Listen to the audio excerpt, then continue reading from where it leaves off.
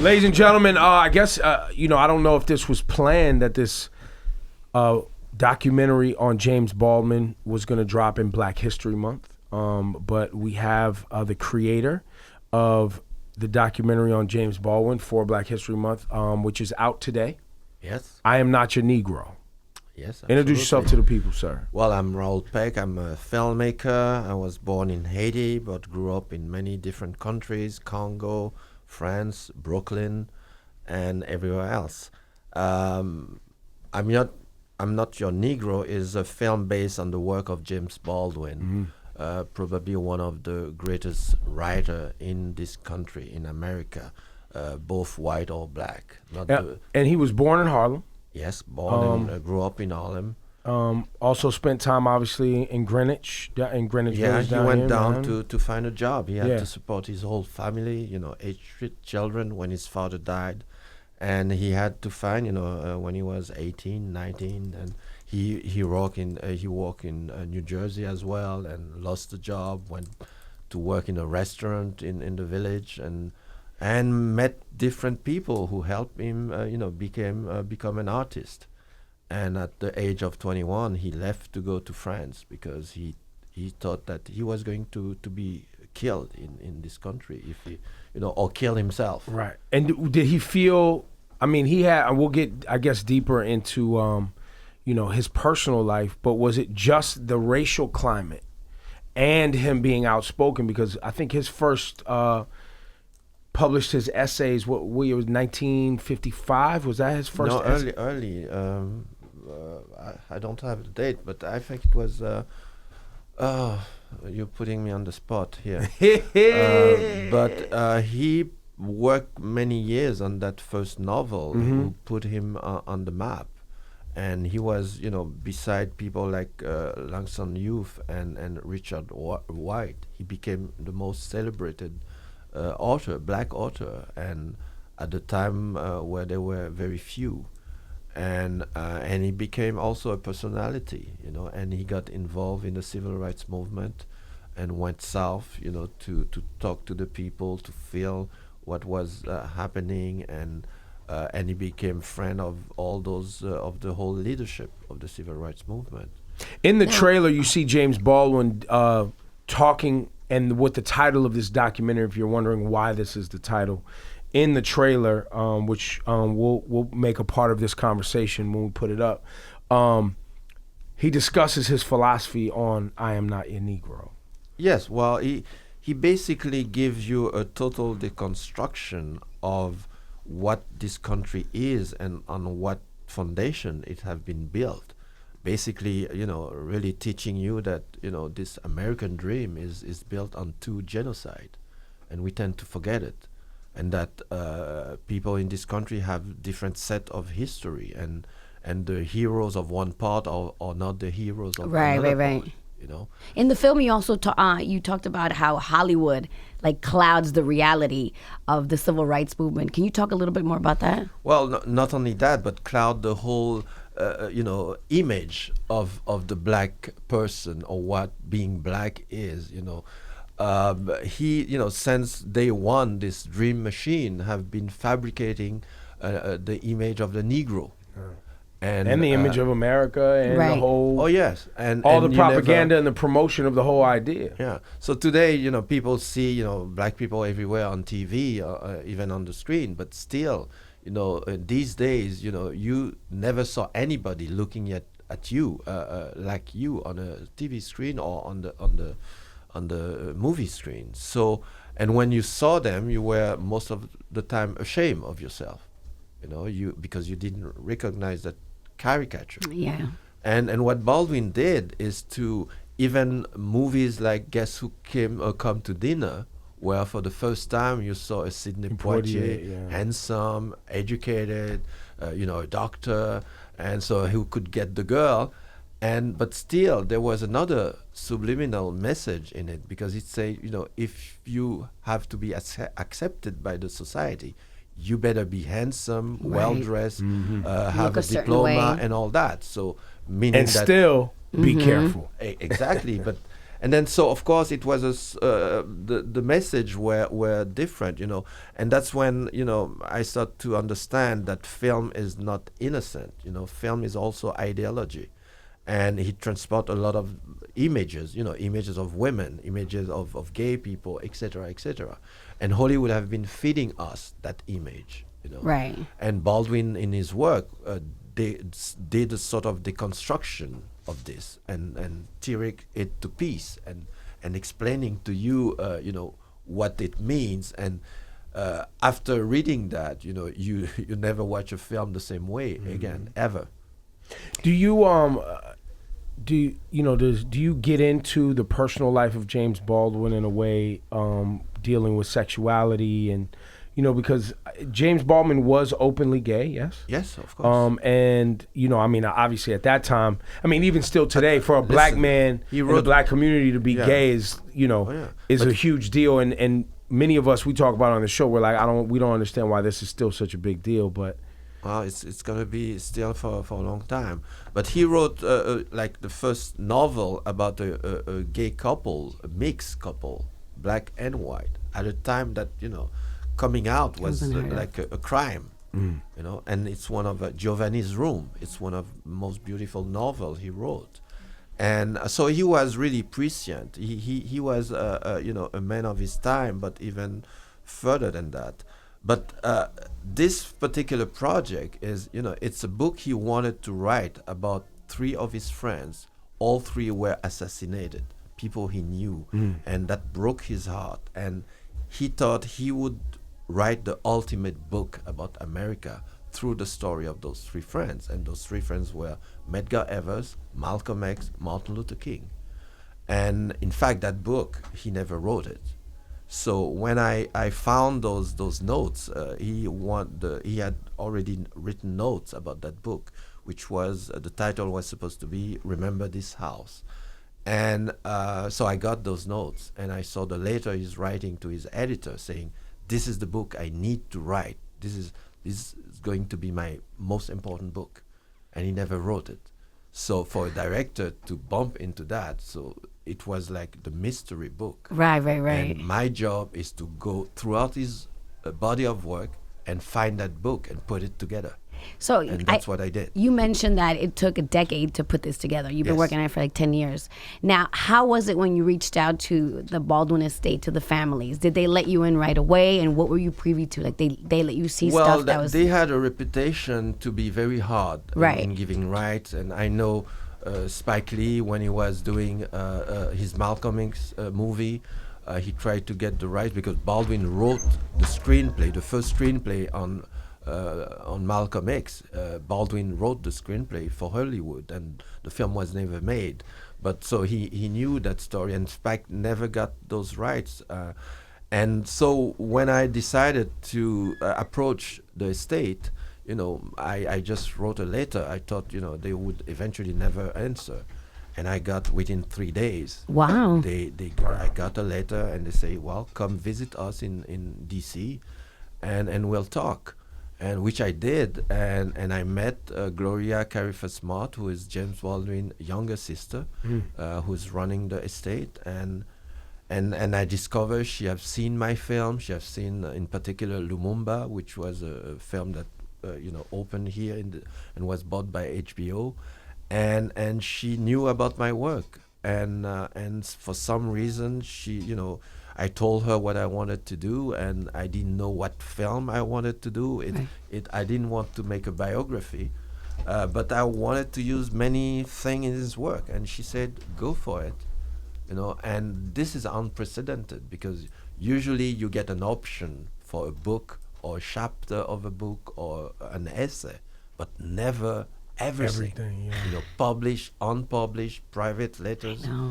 And now I have this thing on my shoulder, and it's... How's it feel? I know that I better do a great film, because nobody will have that kind of opportunity and access. So it took me 4 years, playing with different genres, trying to, the idea of a narrative or a mixed form narrative and documentary. And the key was when she gave me those pages. And now I had an entry point to tell a story, to find that book he never wrote. So this film was only possible because first I decided to produce it myself, so I could have my own written. I would not have any financier on my back saying, every 2 years, Raoul, where's the film? Right. No pressure. So I had to develop it myself, and I had the estate never, asking me, even after several years, where is the film? On the contrary, Gloria was, like a partner, giving me advice sometimes, finding stuff for me because she was, putting Baldwin's papers together. So she would discover a photo and send it to me. Or when I would visit her, we would have conversation that, about things that are not written anywhere. Yeah. So it was a great time, and she protected me and the film, until I was finished. To take 10 years for a project like this. There is no secret, that those layers are in the film because you had time to add up. And you got to be meticulous, and you got to be careful, and you got to be purposeful. You have all the highest ratings from The Guardian, New York Times, Time Out New York, Variety Magazine. You're in the film is an Academy Award nominee, Best Documentary Feature. Talk about, and with your world travels and now spending 10 years going into all of James Baldwin's work, where we sit today. I mean, you have a more international perspective because of where you lived, and then obviously having access to this type of material. This Trump phenomenon has been things like this populist nationalist kind of a separatist rhetoric has happened across Europe in many different ways for the United States decades. Is discovering it. Yeah, and now it's kind of on our doorstep, even though when you started this James Baldwin documentary was at the end of the George Bush Jr. years, which had some of the same tones, but just wasn't as overt as what Trump is. Yeah, and the Bush administration still had some, I would call, professional around him. Class and some sort of like executive or people tact. that were in politics for a long time, or in Congress, or in the administration in one form or the other, but still there was a feeling worldwide that the rise of ignorance, anything goes. You could pretend to be who you were not, and you could the rise of point of view as something legitimate. You can put opposite, somebody who worked 40 years on a scientific project, and somebody else would just come and say, well, I don't believe you.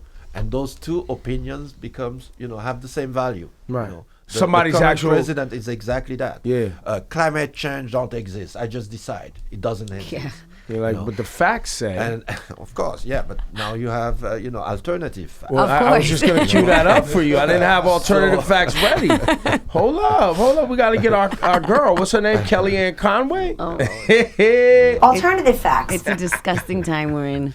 Well, so this is a crazy Yo, world. she's disgusting. She's She just disgusting. made up a massacre yesterday. The Bowling Green massacre is not even a thing. Nobody even knows what you're talking about. She was sitting down with Chris Matthews. When she was defending the Muslim ban. She was defending, and what happened to everybody's like, what are you talking about? What Bowling Green massacre? What are you talking So, about? and that's the crazy situation, because when you have that kind of authoritarian leadership, around that leadership, it's like when you have a drug addict in one family, the whole family is subject to that addiction. When you go to therapy, the whole family goes to therapy. So you have a sort of interaction at the head of this country now, where people around him will always say things that goes his way. Because those are the people he his put in. His attitude towards you is one day he would be smiling with you, he would give you a hug, the next day he would curse at you. So you never know on which foot you are standing. So that means you're just shutting off your brain out. You, as somebody who's traveled internationally, you said you were born in Haiti? Yes. And you currently live where now? I live in a triangle between New York, Paris, and Haiti. In Haiti. I work in all those places. I have projects. And and I make sure that I am there. Is the I guess irritation with Donald Trump, obviously based on the things you said, but also in some regard, you as somebody who traveled internationally, did you ever expect America to allow something like this to happen? I mean, obviously we see corruption in politics in Haiti. We see corruption in politics all over Africa all the time. Here and there in Europe as well. But did you ever think that you would see, and not that Donald Trump is corrupt, we don't have that information, but he is divisive and hateful and somebody who is creating an atmosphere that is dangerous. Did you ever expect to see that in America? Well, not at that level, and we've seen it, I guess, in the past, right? Like we've had obviously had presidents. Because I always thought that there are many levels of vetting before somebody can become a candidate, but because we never took that seriously, as if we are living in a huge reality show, everybody was making joke about it, and we never took seriously that it could happen actually. Although I felt that we were playing a dangerous game. Some of the journalists were not really doing their job because they did not understand that these things happen elsewhere. And they thought, people in we were arrogant. We were arrogant. Yeah. When you listen now what were being said about the Republican candidates among themselves, even among themselves, he was lacking credibility. And they thought, well, in the second round, we'll get rid of him. But no, because he has no rules. So he's a bully. So he's going to go through anything you throw out to him. And they didn't have the instrument to counter that. So yes, to respond to your question, somehow I didn't think that it would go that far with this particular individual. But I thought the institutions were stronger. And I thought more people, senators, congressmen, had more backbone. To what degree is what's happening on an international level, even with Brexit, with Donald Trump? I think Italy's Berlusconi. Yeah. Well, he's out. He's out now, but he was there for. I mean, he was populist, he was, nationalist. He did many mandates. I think he was 3 times prime minister. Sarkozy did 1 mandate. Right. He did his 5 years and he was out. But what are we seeing internationally with regard to this kind of what feels to me? I mean, obviously, it's clearly anti-refugee people who are looking for safety, and because their countries have been destabilized by America's participated in that, Europe's participated in that, Russia's participated in destabilizing these areas, and obviously it's all over natural resources, oil usually, or strategic position in the world. What are we seeing internationally where people don't want to help people fleeing nations out of fear? Well, it's first of all, this fear is not real in the sense that it's based on fact. It's a fear that is entertained by many by a discourse, and refugees are always a scapegoat. The same way black people are scapegoat in certain moment in history. It's always the last one who comes to a country. And by the way, a country where nobody here can say, he belonged here. Other than Native Americans. Exactly. That's what I was saying before. This country is built on the genocide. You got rid of the majority of the people who were in this territory. So to be today say, we are rejecting terrorists. And by the way, the one you should reject, they still have access. Saudi Arabia, they are not part of this ban. Of course not. And they've killed and participated in terrorism, just like Egypt and United Arab Emirates, more than the other 7 countries on the travel ban. Exactly. So when you're talking about fear, all the last attempt here were made by people who were already here, who lived here, who are Americans. Most of them, and even though are you going to stop that? We know by example that all the measure we have at the airport, somebody call it security theater, because that doesn't stop people who really, it makes it more difficult. But this whole show is basically to tell to everybody we are secure. Well, But, it's to scare people. It's a scare tactic, I feel, and it's also, like you said earlier, it's a bullying tactic to try to set a tone for the administration so that they think that they will, I guess, scare or deter terrorists in some way. But I think they've exacerbated the situation. And also this fear. Let's say it's as if the rest of the world is under pressure. There are people dying everywhere outside of this country, and a lot of those things happening. There is also it started as well here, because this country have been, as you say, have been involved in a lot of wars, and wars have consequences. And replacing regimes and replacing regime. Yeah. In my own country, most dictators that we had were supported by the American administration. In Haiti. In Haiti, Yes. of course. And the last president we had was a singer. And who was behind that singer? The Clintons. Yeah. They made sure that he was What do they elected. call that? That was Clinton Cash, right? That was the Clinton Cash stuff. And yes, and Sweet and the Mickey whole was put in there. infrastructure, Sweet Mickey. I know him exactly. personally, actually. Yeah. Sweet So- Mickey was put in play, and there was a lot of money taken and not given to the people. Well, exactly. So, that was the Trump we got. Yeah. But we got rid of him as well, So there are ways to defend yourself. You just have to be conscious and organized. So and use the law and use the Constitution to make sure that you gain your country back. How much? Because this is my opinion, 100%. But it appears to me that it is a anti-black brown movement internationally, because most of the refugees or scapegoats, if you will, or war-torn countries, et cetera, are all black and brown.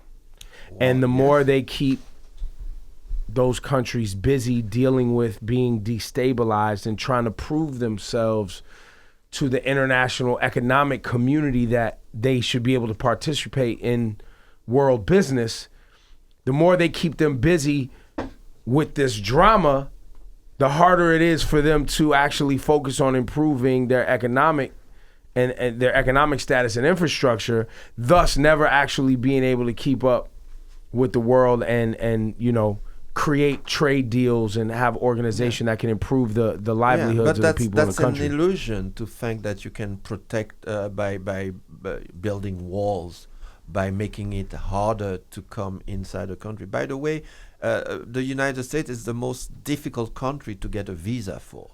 You don't get a visa like this to come to this country. So the vetting process have been very efficient. And even when they say to send back criminals, it's been like many decades now that the United States are sending back people who went to prison to their so-called home country where they never lived. I know there is a film called Deportee about Haitian who went to prison. And by the way, some because they didn't pay their mortgage and had problems with the law, and they were sent back to a country they don't even speak the language. And that have been in the Caribbean has a major problem with those guys that some of them, of course, are hard criminals, and they send them back in a society that is not they never equipped even were a part for of that kind of criminal. Yeah. So this have been going on for many, many years, and they are doing as if it's a new problem. Now we have to have borders and all. And by the way, everybody's already inside. I have friends who are black rapper in Germany.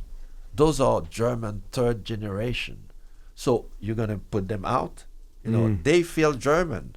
So they're going to defend themselves. Mm-hmm. In France, it's the same. You have I was French, born here. Exactly. They are born there, second, third generation. They have a French passport, even though, they are not recognized as such. But what are you going to do? You're going to throw them away, So it's totally crazy to think that you can protect yourself in the world today. And by the way, your product, they buy your product. So you're going to cut the relationship while they're going to buy other product, and you're going to have unemployment here. So the world is linked, you know. Your debt is in Chinese hand right now. So you're going to, you know, make war with China. You know, you're going to lose your economy. Yeah. So it's really, it's like you're having a bully who don't even understand the way the world is functioning, you know. How much of I'd love to talk about Haiti, because I feel like Haiti's, you know, for several reasons, for Black people, is a phenomenal country. First free Black nation. Exactly. Yeah. The first the first free country in the Americas. Yeah. You know, before the United States, Yeah. because the United States had slavery. Yes. So it's not free. Right. It's free for part of the population. But obviously, very challenged economically, Haiti. But for my Haitian people that I know, they always tell me, and I haven't been to Haiti, but they always tell me that the beauty of Haiti is hidden. Yeah. And it's hidden internationally because, you know, for some reason they feel like there's an kind of an American economic plan to take advantage of Haiti and through what we spoke about a minute ago. They killed us economically, because what happened when Haiti became independent, 1804, it was the only really independent and free country in the whole continent.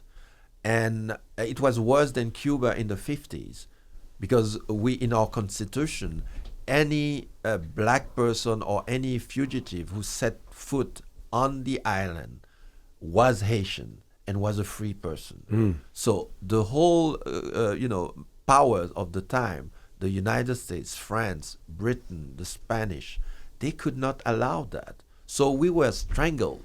You know, our economy was strong. 1/3 of French riches came from Haiti. 1/3. You know, French was a huge nation. So we were providing them with their wealth. And from one day and that to was the through other, sugar, metals, wood, agricultural products. And so they cut us off. There was an embargo, worldwide embargo. Don't do business with Haiti. because it would empower Black people. Yes, it was a danger.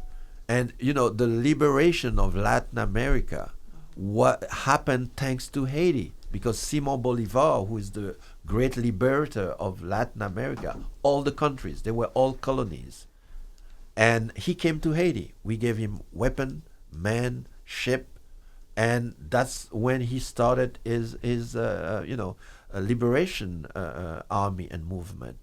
Haiti blocked, when Napoleon wanted to reestablish slavery, he sent his biggest army to reestablish slavery in Haiti and then continue to the United States and occupy the 1/3 of this country who belonged to the French. That was And before Haiti the Louisiana stopped them, Purchase, yeah. because after they lost the battle in Haiti, they couldn't continue. So France had to sell that big chunk of territory to America. So it changed the geopolitical situation of the world. You know, the United States would not have been the country it is today. Wouldn't be speaking as much English as we speak, No, for sure. no, I'm sorry. There would be a big French part of your population. Well, speaking of Haiti, can you talk about Fatal Assistance? Yes. Fatal Assistance is a documentary film I did after the earthquake in Haiti. I was so depressed about what was going on. I went back, like many Haitian, to help. I was a former minister, so it was my duty to go back and see what I could do and put myself at the service of the government. And within 1 week, you know, I would see those private airplane of people, you know, coming and say, have 100 million, we'll provide you with water. Wanting to help. People who wanted to help. But it was a business. And I saw how they were not really interested of Haitian working with them. And then I decided to do what I do best, is to make a film. So I knew I would have access. I decided I was going to film everything that was happening for 2.5 full years. So I got access through the president, the prime minister, the UN, all the NGOs, and I started filming. So I would film stuff that usually you can't film. You know, I would be in a room, and after 2 minutes, they forget that I was filming. So this film is an unprecedented, access film about the folly of humanitarian help and development policies and the way the Western world, deal with that kind of tragedy. And it was a collective raping of that country. We have talked that billions went to Haiti. No money went to Haiti. Less than 1% of the money went through the hands of the Haitian government. Wow. Less than 0.6% of the contract went to Haitian companies. The USAID had, there was a scandal because they found out that more than 80% of the money went to American companies. So it's a so big America joke. took advantage again. Of course, when and how does the Congress- government? But are the people in the government in Haiti? Is everybody implicit in this corruption that allows these things to happen, or is it really a situation where Haiti, the government of Haiti, really has no power over the things happening to them? That's not true. We have a very weak state because we have been made weak over all those Centuries. decade of fights and etc. And of course there is corruption. But let's take the example of this earthquake situation, where the whole world promises something like 5 billions to Haiti, and when you see the numbers, by the way, it's Clinton Foundation numbers saying less than 1% of that So money crazy. went through the hand of the government. And what a lot of corruption Haitians are we talking about? And for people watching, a lot of Haitian people, that's why they would not vote for Hillary Clinton. Yes. Well, of course. The Haitian community in Miami, Boston, and all, we're not very happy about that. So, what part is corruption? Whatever. Yes, there are functionaries who ask money. Their salaries are so low. Yeah, they use their position to make some money on the side. But when you have less than 1% of billions, that money goes somewhere. And it's not because you call it lobbying that it's not corruption. For me, it's just a disguise for another type of corruption. When some big shot who has a factory in Alabama, or when President Clinton makes sure that we change our custom rate so that Haiti, so that American rice can invade Haiti, so that our own peasant can't sell their rice anymore because their rice is more expensive than the American rice. And when Arkansas produce the most rice in this country, there is And Arkansas is the state where Clinton was governor of the state before he was president, and now Arkansas is selling rice to Haiti at a cheaper price so than how Haitian do you farmers. call that? I call that corruption. When Taking advantage businessman- for sure. Yeah, Super. a businessman. When there is a catastrophe like this, so you have a lot of calls of people calling their congressman, calling their senator, calling the ambassador. Here I can provide this and this. This is a business. And they come like the water business. That's in my film. I deal with this example. The water business in Haiti is probably one of the business that works the most. There are all sorts of water and in small plastic bag that cost nothing, so that people in the street can buy it. And then suddenly after the earthquake, they are sending loads of bottles of water, but that water is bought in the United States with the money supposedly that we are getting. So not only they brought free water, but the people selling water in Haiti can't do business anymore.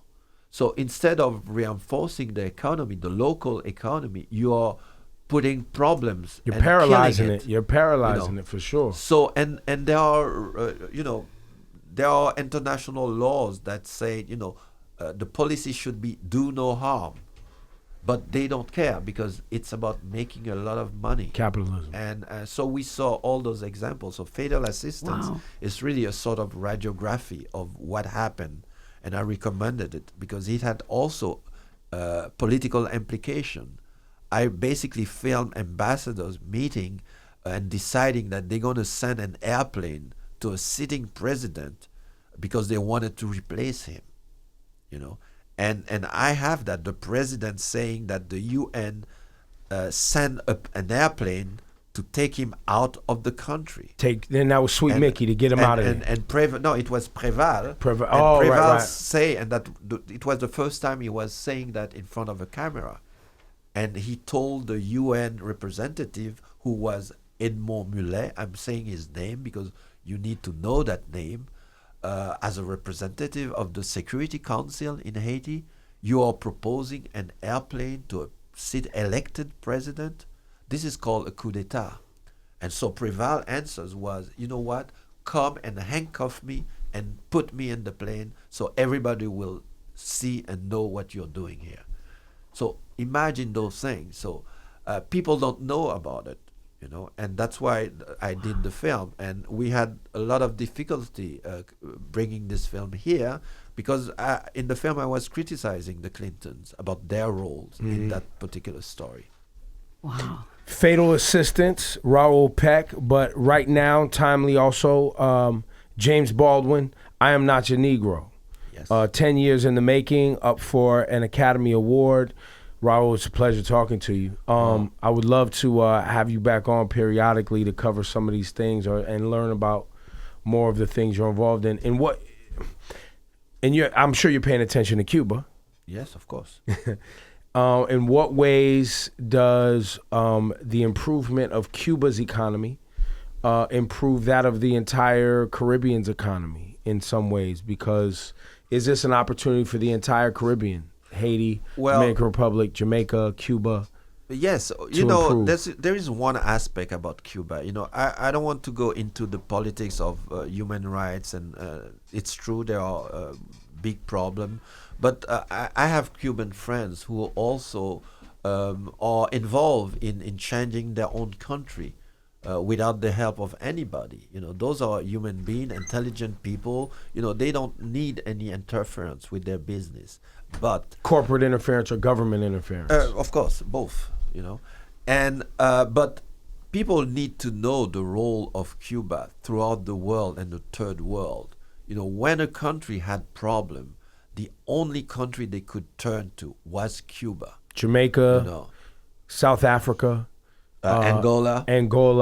Fidel Castro would send troops, doctors. And why do you think that when Fidel Castro came to the UN to make a speech, the whole delegates stood up and applauded him? You know, that kind of respect, there are very few people. Obama got that kind of applause at the UN when he went for a speech. And the other one is Fidel Castro. Because those people did, you know, we had at some point almost 800 doctors in Haiti sent by the Cuban government. And those doctors, they were not, you know, sitting in the Capitol and having, you know, cars. They went working throughout the country in small villages. And I met them, you know, and you could be in a small village and you ask, you know, you have a woman doctor and two other Cuban working there with the population, and they don't get paid. You know, there is a contract between government, of course, but, you know, they could make a fortune elsewhere. Right. You know, and that's part of the story that we don't know. And the fact that Cuba exists and Cuba had resist.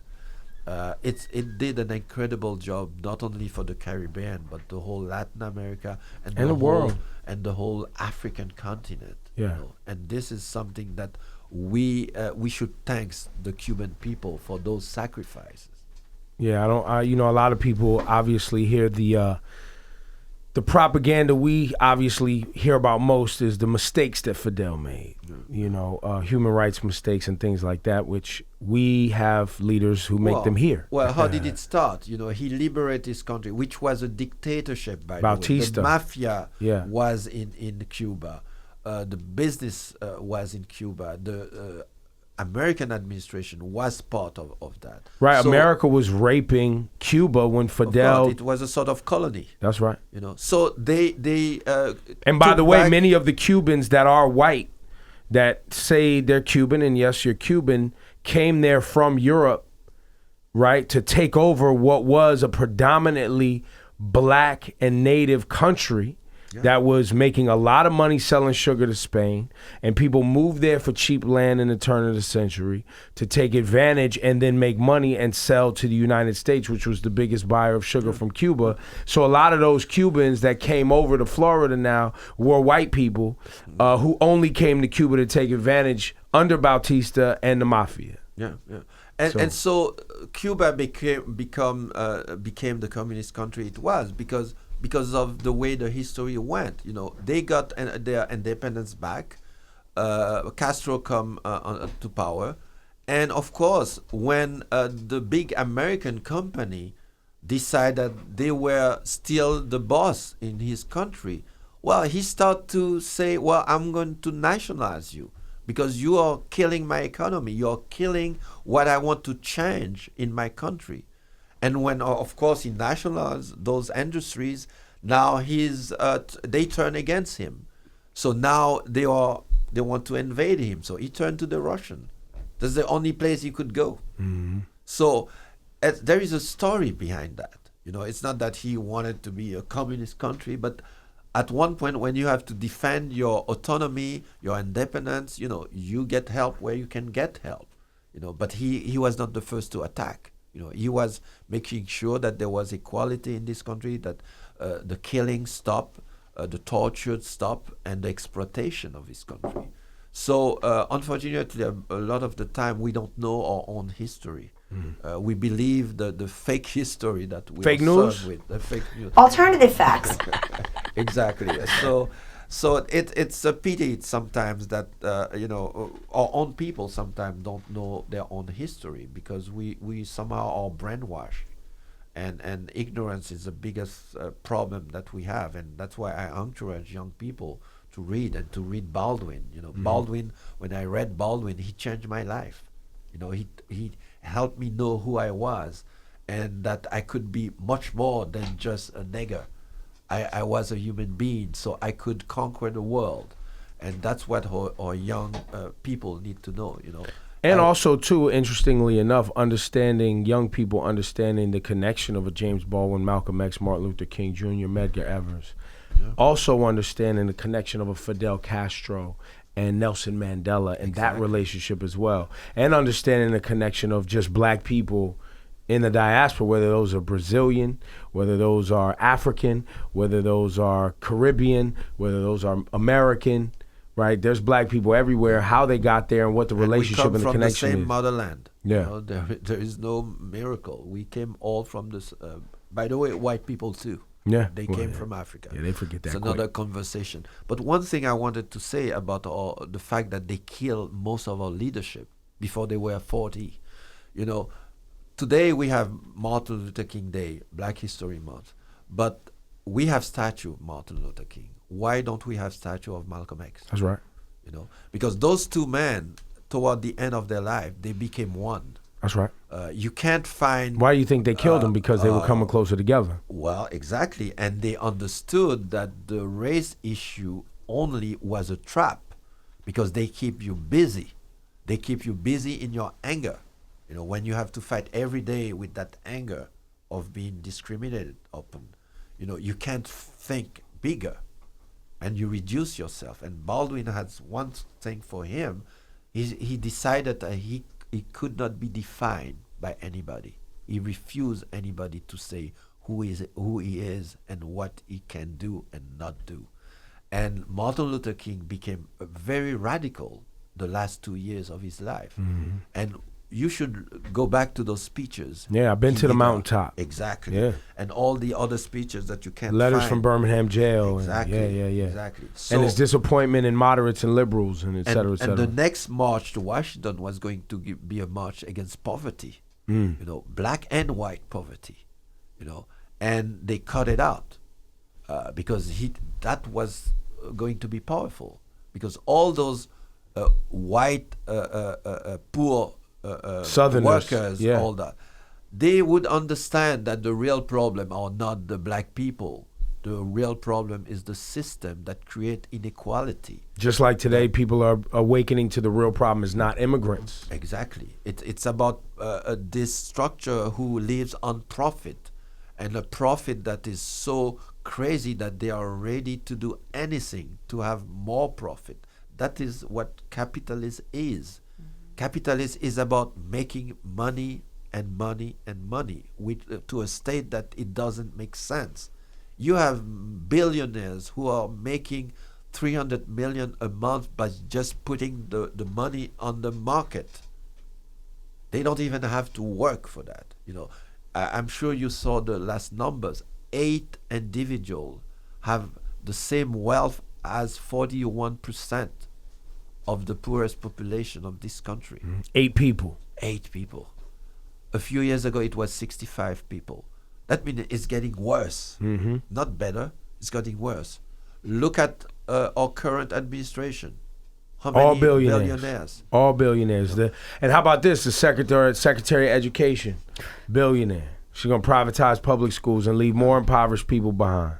And the lie is these people actually think Trump is going to get them jobs in factories and these old industries that are dying.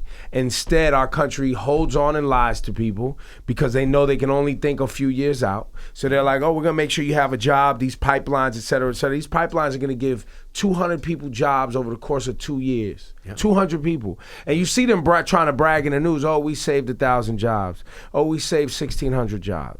Over the course of Obama being in office, I think he added 15 million jobs to the economy. They don't want to give him props for that. Exactly. Right? Exactly. But it's an awakening time. Hopefully through your time and travels, hopefully do you feel like today is people are more woke as? Well, the way I see it, we have no choice than being awake. And we better get our act together and think and see how can we build a new coalition. Or, we have to go beyond that anger or beyond that moment of depression. We can fight this. We have fought it in other countries. There is no reason why we can't do that here. It's a matter of trying to speak to each other again, trying to use our intelligence. And how would you define your economic perspective?